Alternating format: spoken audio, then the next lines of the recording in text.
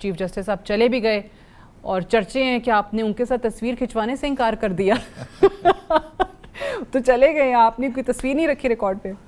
نہیں، تصویر تو آ گئی وہ انکار کرنے والی، بٹ انہوں نے کہا تھا نا آپ سے تصویر بنانے کے لیے، تو پھر مناسب نہیں سمجھا میں نے کہ تصویر بنوائی ہے۔ وجوہات تو ساری ابھی آپ نے بہت ساری چیزیں جو ہیں وہ بتا دی ہیں۔ دیکھیں، جہاں تک بندیال صاحب کی لینگویج، وہ کوئی اتنی اچھی میرا خیال یاد نہ ہوتی، کیونکہ جس طرح سے عدلیہ جو ہے وہ منقسم ہوئی ہے بالخصوص بندیال صاحب کے اپنے اعمال کی وجہ سے۔ دوسری جو بات ہے وہ اس میں جو 184(3) ہے اس کا استعمال جو ہے اس حوالے سے، سب سے پہلی بات تو یہ کہ ایک صحافیوں کے حوالے سے درخواست جو ہے وہ داخل کی گئی تھی کہ جس کا قاضی فیصل صاحب نے از خود نوٹس لیا تھا، اس پر جو ہے وہ فوراً ہی اس کے اوپر ایک اور بینچ بنا کے مقدمہ اپنے پاس لگا لیا، اور پھر بطور قائم مقام چیف جسٹس اپنے ہم خیال بردر ججز کے ذریعے سے چیف جسٹس کی ذات کے اندر تمام اختیارات جو ہیں وہ مرکوز کر لیے۔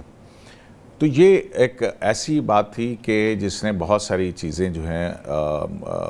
میرا خیال ہے کہ وہ شاید لگ رہا تھا کہ ان کے کیا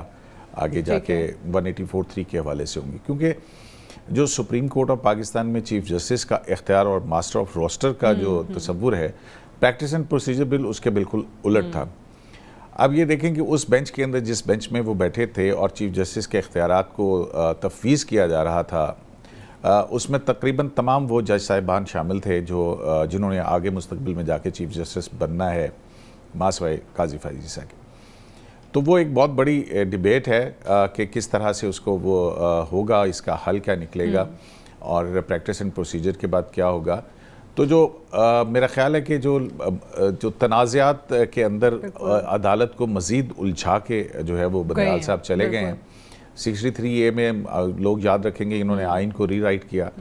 وہ کس کے کہنے پہ کیا، شاید یہ چیزیں بھی بہت ساری کھل کے ابھی سامنے نہیں آ رہی ہیں، وہ بھی آئیں گی۔ اور پھر نہ صرف یہ کہ بلکہ جو معاملات ہائی کورٹ کی جورسڈکشن کے اندر تھے،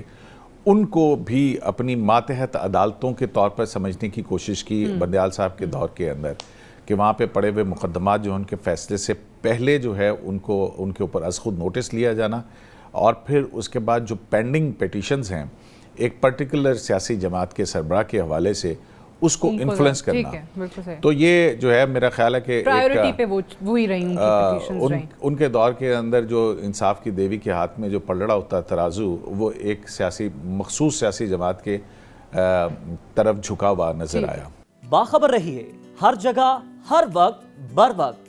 ابھی سنو نیوز کا یوٹیوب چینل سبسکرائب کریں اور بیل آئیکن پر کلک کریں، اور جانیے ملکی اور غیر ملکی حالات و واقعات یقین کے ساتھ۔